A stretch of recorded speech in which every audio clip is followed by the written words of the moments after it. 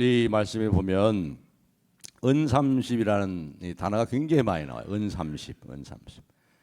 말씀 가운데 은삼십이라는 말이 3절에도 나오고요. 3절에도 나오고 또 5절에도 나오죠. 그리고 6절에도 나옵니다.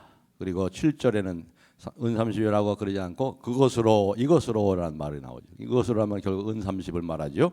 9절 이렇게 무려 10절 가운데 5절에 은삼십이란 말이 나옵니다. 그래서 이 은삼십이 무슨 의미인가 하는 것을 우리가 성경을 통해서 한번 살펴보면서 하나님께서 우리에게 주신 은혜가 얼마나 놀랍고 큰가. 하나님은 우리 하나님 아버지는 너무 좋으셔서 우리를 얼마나 보배롭고 존귀하게 우리 얼마나 베푸시고 베푸시는지 말로 표현할 수 없어요. 우리 하나님 아버지는 왜 또 왔냐? 무슨 낯으로 또 왔냐? 뭘 또 달라고 왔냐? 절대 그러지 않아요. 오늘 새벽에 여러분 하나님께 구하시고 우리 하나님께서는 내게 구하라. 내가 너에게 주리니. 우리는 구하기도 전에 하나님께서 우리에게 구하라고 했고 구하기도 전에 우리에게 뭐가 필요하신지 잘 아시는 하나님 아버지입니다. 기다리고 계세요.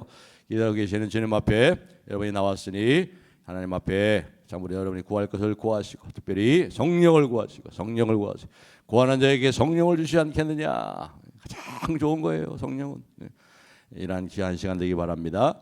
오늘 보니까 이제 이 가야바 대제사장 가야바 법정에서 이제 로마 법정으로 예수님을 이제 끌고 가죠. 이 가야바 법정에서 종교 지도자들이 예수님을 죽이려고 의논해가지고 이제 로마 법정에 빌라도 총독이 있는 곳으로 이제 예수를 끌고 갑니다.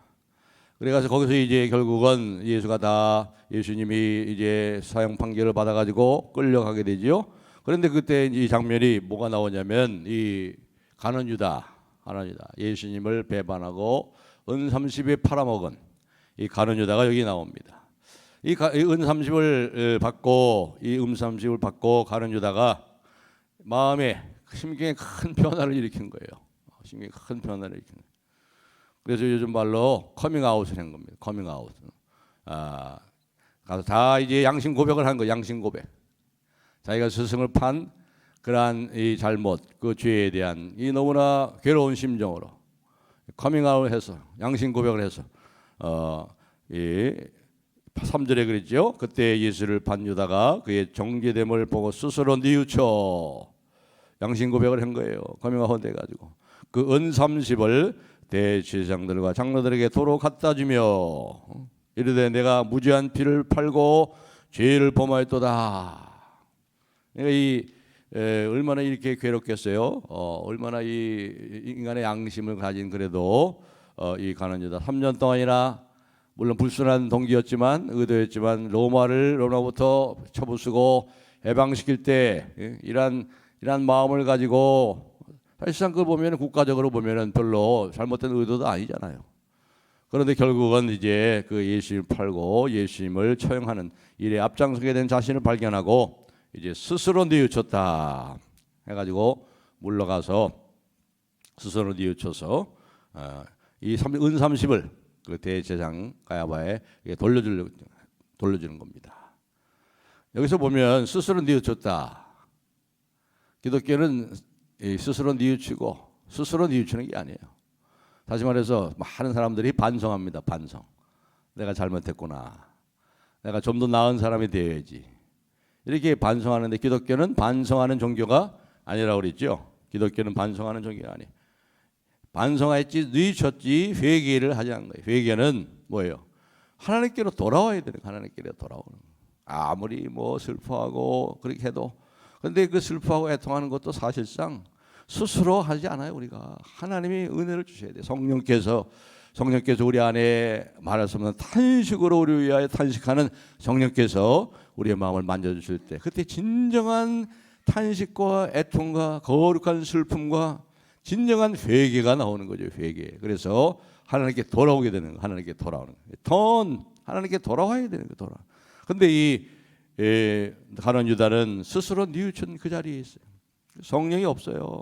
성령의 역사와 애통하는 마음으로 하나님께 돌아오질 않았어요. 자기 양심이 너무 괴로우니까 이 양심 고백을 통해서 이 커밍아웃해서 뭔가 자기 마음의 빚을 갚으려고 말이죠. 뉘우쳐쓰고 반성하고 은30을 다시 이 대제사장에 갖다가 돌려줍니다.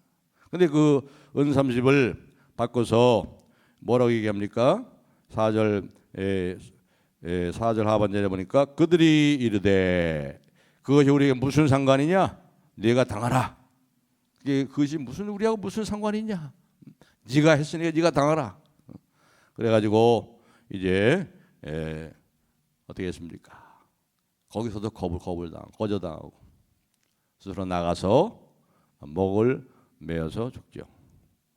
그 Jesus Christ 슈퍼스타라는 그 뮤지컬에 보면 그 장면이 나오는 그 장면 처절하게 그 가수가 그때 이정용 목사가 그때 그 무엇을 만든 거 저도 봤어요. 이화여자 대학교 가가지고 그걸 봤는데 나중에 이정용 목사가 이제 목사가 됐죠.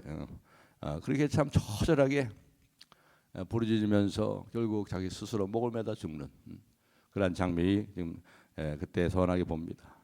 오늘 여기서 두 가지를 한번 생각하려고 합니다. 두 가지.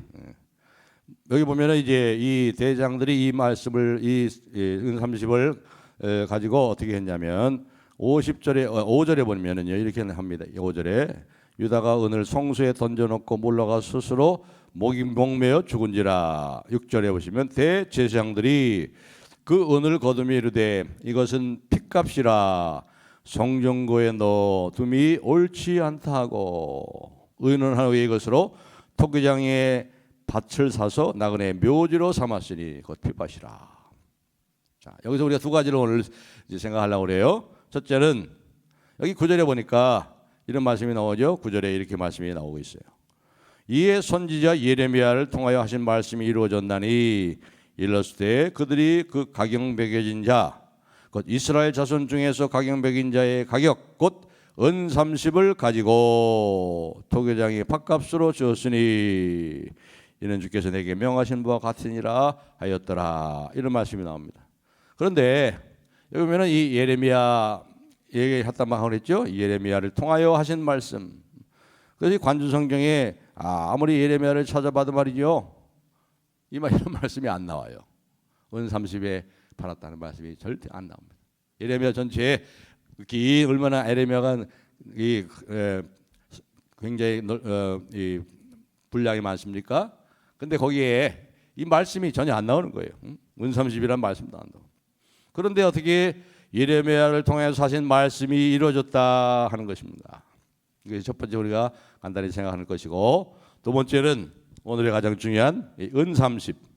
이 은30의 의미에 대해서 생각해 보려고 합니다. 참 풍성한 은혜로운 의미가 있죠. 우리가 잘 알다시피 첫 번째로 생각해 봅시다. 이게 예레미야를 통해 이루어졌다는데 예레미야 선지서를 보면은 이런 말씀이 전혀 발견할 수가 없어요.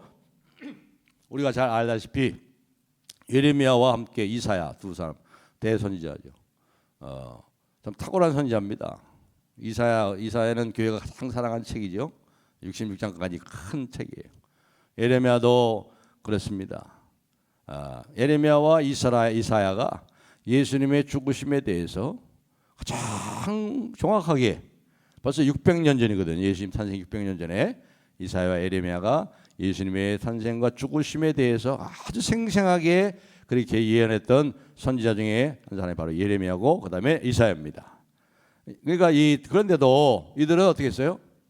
이스라엘에게 가서 말씀을 그대로 전합니다. 선지자의 가장 중요한 사명은 하나님의 말씀을 가감하지 않고 그대로 전하는 거예요. 정말 그렇게 신실하게 충성스럽게 하나님의 말씀을 더하거나 빼지 않고 그대로 가서 전했어요. 그런데 어떻게 됐죠? 예레미야가 전하는 말씀을 이스라엘 백성들이 듣질 않아요. 귀담아 듣질 않아요. 오히려 거짓 선지자들의 그 듣기 좋은 달콤한 얘기만 듣고 예레미야가 뭐라고 했어요? 너희들은 회개하고 하나님께 돌아오라. 지금이라도 하나님께 돌아와라. 그리고 이 바벨론에게 항복하라. 조국에 멸망한다. 이스라엘이 멸망한다. 이런 말씀들 얼마나 이게 사실상 이스라엘 백성들이 듣기 좋지 않은 말씀이잖아요. 듣기 좋지 않은 말씀을 전하는 이 예레미야의 심정은 좋았겠어요. 그러나 하나님의 말씀이기에 그는 그렇게 눈물로 가서 전했지만 이들이 전혀 듣질 않습니다. 거절당합니다. 그래서 쓴 책이 뭐예요? 예레미야 애가 아니에요. 애가 눈물의 예레미야 슬픈 노래. 저구의 멸망 속에 회개하지 않고 목이 곧은 자기 민족들을 생각하면서 결국 바벨론의 포로가 되고 하나님의 진노의 심판을 받는 저들을 생각하면서 예레미야 애가를 통해서 눈물의 선지 아닙니까? 이렇게 하나님의 백성에게 이 예레미야는 거절을 당했습니다. 그래서 특별히 이 예레미야는 보면은 이 예레미야에서 나오지만 두 번이나 진흙구덩이에 빠뜨려 가지고 죽이려고 그랬잖아. 너는 맨날 그런 듣기 싫은 얘기만 하냐 하면서 오히려 거짓 선자들의 얘기만 듣고 진흙구덩이에 빠뜨려 가지고 죽이려고 했어요. 결국 순교했잖아요. 결국 순교했죠. 이사야는 톱으로 켜서 죽임을 당하고 이렇게 순교했습니다. 이게 참 아이러니컬한 거예요, 여러분. 하나님의 선지자가 하나님의 말씀을 저 그대로 했는데도 세상에서 핍박을 당하고 거절당하고 결국 순교를 당하는, 잘 나가지 못했어요. 많은 것을 시사합니다. 이게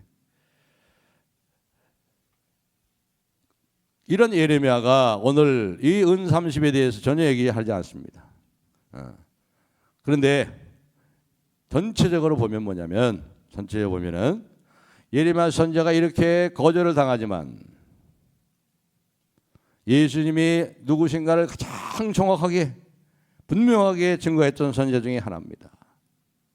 그래서 우리가 한번 예레미야 31장 31절로 34절을 우리 화면에 한번 올려놨으니까 한번 다 같이 한번 읽어보겠습니다. 31절부터 34절까지 어떤 관계가 있는지, 전혀 은30에 대한 말씀은 없지만 이거 어떻게 이루어졌나, 어떤 측면에서 한번 읽어보겠습니다. 시작.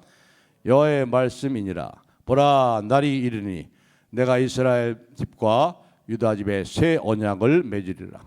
이 언약은 내가 그들의 조상들의 잡고 애굽에서 인도하여 내던 날 맺은 것과 같지 아니할 것은, 내가 그들의 남편이 되었어도 그들이 내 언약을 깨뜨렸음이라.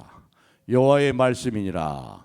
그러나 그날 후에 내가 이스라엘 집과 맺은 언약은 이러하니 곧 내가 나의 법을 그들의 속에 두며 그들의 마음에 기록하여 나는 그들의 하나님이 되고 그들은 내 백성이 될 것이라. 여호와의 말씀이니라. 그들이 다시는 자기 이웃과 형제를 가리켜 이르기를 너는 여호와라 하지 말고 작은 자로부터 큰 자까지 다 나를 알기 때문이라. 내가 그들의 언약을 사하고 악약을 사하고 다시는 그 죄로 기억하지 아니하리라. 여호와의 말씀이니라. 이게 하나님은 하나님을 향해서 계속 배반하고 거부하고 하는 그들을 하나님 어떻게 하겠대요? 너희의 남편이 되었어도 그 언약을 깨었다. 음란한 아내들이 되었구나. 너희들이 영적으로 우상을 섬기고 결국은 멸망의 길을 가는구나. 이제 꼴도 보기 싫다. 그러지 않았어요. 그래서 내가 너를 버린다. 그러지 않았어요.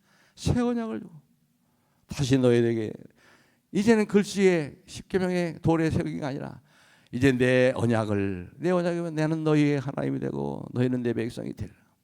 변하지 않는, 너희들이 어떤 가운데 있다 할지라도 내가 그것을 지키고, 그리고 거룩한 백성에 대해서 너희들도 이제 내가 그것을 너희 마음속에 두고 너희 속에 새기겠다. 거절을 당하잖아요, 하나님도. 그런데도 어떻게 해요? 그들을 위해서 다시 그들을 사하고 새롭게 하고 성령을 주시고 거듭나게 하소서. 진실로 하나님의 거룩한 백성, 그리스도의 거룩한 아내, 아름다운 아내로 만드시겠다. 이런 면에서 응답이 되는 거. 왜요? 지금 예레미야도 거절당하잖아요. 그렇죠? 예레미야도 거절당하죠. 하나님도 거절당하고 있어요, 이스라엘 백성들에게. 그런데도 어떻게 해요? 하나님께서 이 선지자를 통해서 새로운 언약을 세우시고 다시 그들을 아내로 삼고 백성 삼으시겠다. 예수님도 어떻게 해요? 예수님도 거절을 당하시잖아요. 거절을 당하시면서 어떻게 했어요? 하나님의 뜻을 이루시고 죽으시면서 죽음으로 우리를 다시 살리시잖아요. 다시 하나님의 품으로 인도하시잖아요. 이런 면에서 예레미야의 말씀이 응했다는 거예요. 예레미야의 말씀. 참 이 하나님의 그 은혜와 사랑은 이 말로 표현할 수가 없어요. 거부해도 거절해도, 하나님은 멸시를 당해도 우리 때문에, 조롱당해도 우리를 버리지 않으시고 언약을 세운 것을 지키시고 자기 편에서 그 일을 위해서 핏값을 치르시고 아들을 보내셔서 이 일을 하시는 하나님. 이게 얼마나 이게 복음이에요, 복음. 우리가 하는 게 아니에요. 우리 자꾸 뭘 하려고 그래. 물론 하나님 은혜 감사해서 우리도 힘을 다해 수고하고 그렇게 있지만 내가 뭘 해서 얻는 것이 아니에요. 너무나 감사해서 몸밖에 드릴 것 없어 이 몸 바칩니다. 주님의 이 은혜와 사랑을 아는 사람들은 그렇게 찬송하고 고백할 수밖에 없는 거죠. 바로 여기 이스라엘 백성들에게 하나님의 말씀을 충성스럽게 신실하게 전하던 예레미야를 거부했던 가장 가슴 아프게 생각했던 선지자 예레미야. 바로 하나님의 심판을 얘기하고 하나님의 진노를 얘기하지만 다시 하나님께서 예레미야를 통해서 저들을 다시 하나님의 백성으로 삼으시는 하나님의 은혜, 반역하는 저들을 위해서 우리가 배반의 식탁도 뵀죠. 생각해 보세요. 예수님의 제자들은 가룟 유다는 예수님을 배반하고 팔아 죽이려고 생각하고 있어요. 그 예수님 다 아시잖아요. 내 이 그릇에 함께 손을 넣는 자가 나를 곧 팔리라. 또 제자들은 다 도망가. 배신하고 도망가 알면서도 예수님은 그들을 위해서 죽으시려고. 야, 이런 분이 어디 있어요?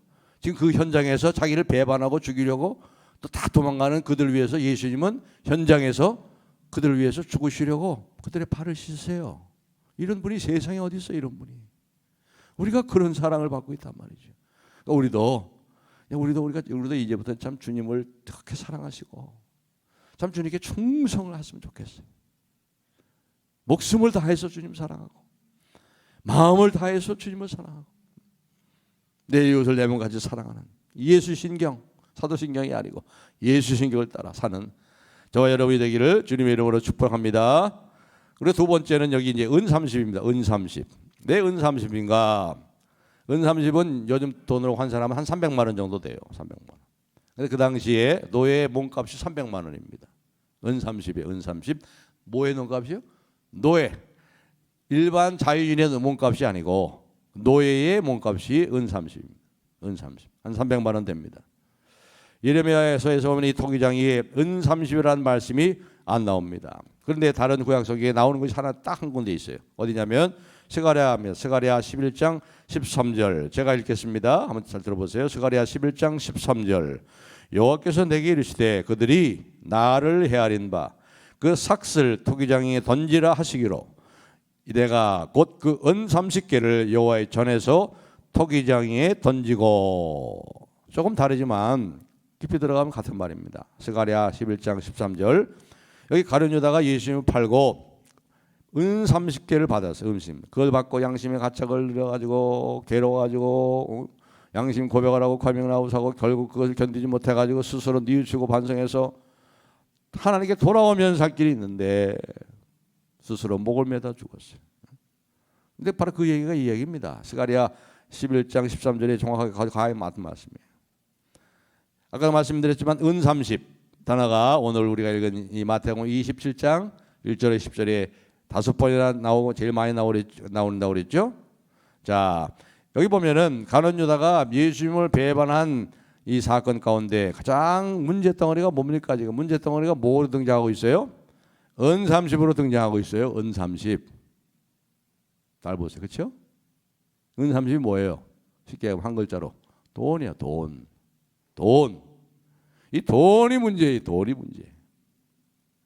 예수님이 돌아가시는 그 엄중한 상황 가운데도 돈이 개입되고 있어요. 돈이라는 게 이게 요상한 거예요. 이게 요상한 정도가 아니고 돈이 만번실이 돼가지고 하나님의 자리에 앉아 있어요. 이 돈은 뭐의 상징이에요? 모든 세속주의. 돈 갖고 안 되는 못할 일이 없는 세상이 돼버렸잖아요. 돈이면 최고예요. 돈이면 돈 있으면 그 사람은 괜찮은 사람이 돼버렸어요. 모든 걸 돈으로 다 계산해. 돈으로 판단하는 이러한 세속주의 세상이 돼버린 거예요. 사람이 물질의 가치에 얽매여 있습니다. 돈이 되느냐 안 되느냐로 따집니다. 인간이 하나님을 배반한 이유가 뭐예요? 가치를 잘못 가지고 있기 때문에. 가치를 잘못 가졌어요. 은30의 눈이 어두워서 그것이 나를 행복하게 해주고 선악을 알게 하는 나무가 나를 행복하게 해주고 나를 지혜롭게 할 만큼 탐스럽게 잘못된 가치를 가져서 눈이 어두워져서 잘못된 가치에 사로잡혀서 예수님을 결국 타락하고 또 여기도 가룟 유다가 예수님을 배반하고 예수님을 팔아먹었잖아요. 그런데 예수님이 돌아가신 후에도 이 돈이 말썽이야. 또 돈이 예수님이 죽으신 다음에도 돈이 무슨 문제야 이게. 돈이 말썽을 부리고 있어요. 돈이 은30이 돈이 이렇게 골치 아픈 거예요. 돈 너무 좋아하지 마시고 돈 너무 좋아하지 마시고 이 골치 아픈 돈 때문에 이 제사장들도 골치가 아프니까 이 아무도 안 가지려고 그래요. 이게 무슨 우리랑 무슨 상관이 있냐 하고 아무도 안 가지려고 그래요. 가룟 유다도 이 골치 아픈 돈을 안 가지려고 그래요. 대제사장들도 이 골치 아픈 돈에 대해서 무슨 상관이냐. 성전 금고를 관리하는 제사장들도 골칫거린 거예요. 이게 은30이 이렇게 골칫거리가 되고 이렇게 문제의 덩어리가 됩니다. 그런데 출애굽기 21장 32절에 보시면 이렇게 말씀이 나옵니다. 출애굽기 21장 32절 제가 읽겠습니다. 보상의 규례가 나오거든요. 보상. 뭔가 누구에게 뭔가 잘못했으면 어떤 짐승에 대해서 또 뭐 잘못으로 뭐 죽게 되고 하면은 그 보상이 나오는데 보상 규례가 나오는데 출애굽기 21장 32절 소가 만일 남종이나 여종을 받으면 남종이나 여종은 노예잖아요. 남종이나 여종을 받으면 그 소임자가 은30개 세계를 그의 상전에게 줄 것이요 노예 주인에게 줄 것이요 소는 돌로 쳐서 죽일지니라. 소가 노예 그 여종이나 남종을 받아서 이게 죽게 되면 말이죠. 은30. 그러니까 노예의 몸값이 얼마예요? 은30 300만 원 정도밖에 안 되는 거예요. 근데 여기 스가랴서 우리가 아까 11장 13절 읽었죠? 스가랴서 11장 13절에 여호와께서 내게 이르시되 그들이 나를 헤아린 바 그 삭슬 토기장 위에 던지라 하시기로 내가 곧 은30개를 여호와의 전에서 토기장 위에 던지고 여기 나와요. 스가랴에서 그들이 누구예요? 하나님을 배반하고 반역하고 우상 숭배 하나님의 선지자를 거부하는 이스라엘 백성 전체의 몸값이 은30이란 말이에요. 전체의 몸값이. 이 지구상의 75억의 몸값이 30의 은30 하나님 볼 때 300만 원밖에 안 돼요. 죄인의 몸값이. 죄의 노예가 됐어. 죄의 노예가 됐잖아. 이 세상의 75억의 인구의 몸값이 은30이래요. 은30.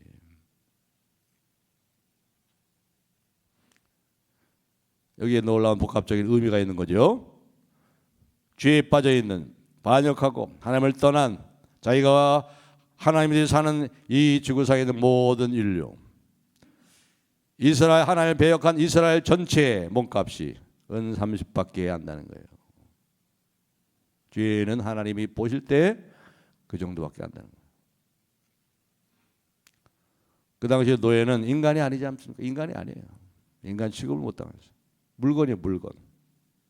은30의 물건에 지나지 않는 것처럼 죄는 하나님 볼 때 은30의 값에 되지 않는 가치밖에 안 되는 그렇게 가치 없는 존재예요. 그런데 우리 주님이 그 은30의 헐값에 팔렸단 말이에요. 하나님의 아들이 한번 생각을 여러분 깊이 묵상을 해보세요. 하나님의 아들이 온 인류를 지으시고 온 우주를 창조하신 많이 선하시고 사랑이신 하나님의 아들이 은30에 팔렸어요. 은30에 죄인의 몸값 인간의 모습으로 오시고 그것도 죄인의 모습으로 오셨잖아요. 죄인의 모습. 그래 은30에 팔린 거예요. 하나님의 아들이 죄인이 아니잖아요. 그분은 우리를 찾아올 이유가 없어요. 그냥 우리 없어도 우리 하나님 성부 성자 성령 하나님이 많이 행복하신 거예요. 많이. 근데 보너스로 우리를 이 하나님의 행복과 샬롬과 하나님의 사랑을 우리에게 주시려고 우리를 창조하시고 사랑하시려고. 근데 이 인간이 하나님을 배반하고 바로 이게 복음인 거예요. 복음. 이게 복되는 소식인 거예요. 내가 하나님을 배역한 죄인으로, 죄의 노예와 죄의 종으로 하나님 앞에 그렇게 가치가 없는데, 가치 없는 인생인데 나 같은 것을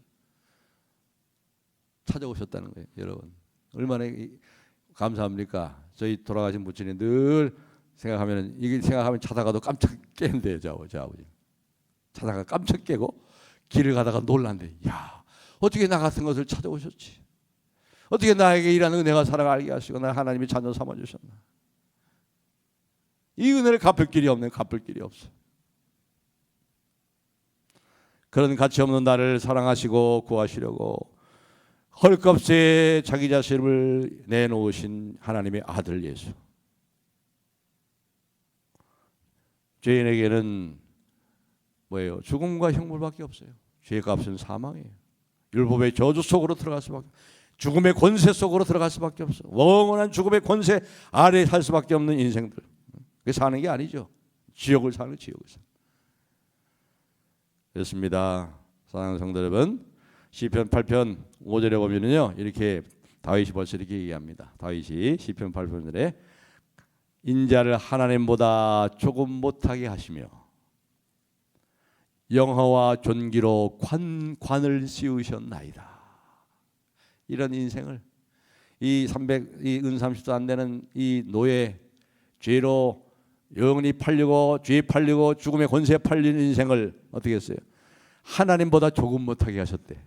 저와 여러분을 하나님보다 조금 못하게 하시고 영화와 존귀로 관을 씌우셨나이다.